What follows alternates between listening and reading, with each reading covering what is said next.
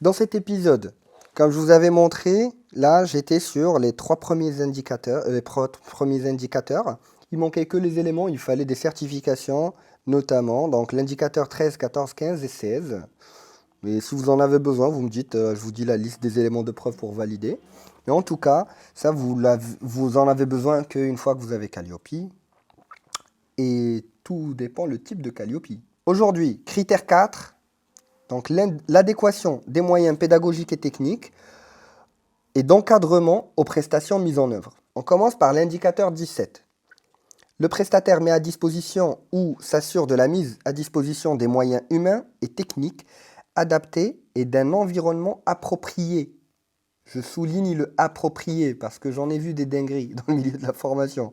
Alors, c'est les conditions, les locaux, les équipements et les plateaux techniques et j'en passe. Bref, comment prouver que nous sommes en conformité par rapport à cet indicateur? Très très simple, il va falloir un CV, un cahier de charges pour le formateur et puis un protocole individuel de la formation.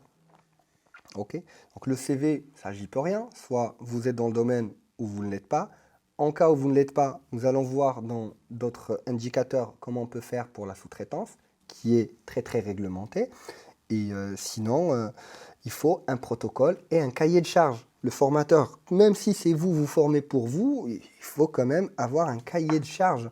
Au cas où, si c'est pas vous qui allez assurer, il faut trouver une autre personne. Si la personne elle vient, elle sait qu'elle, elle va faire plan A, B, C, voilà. OK?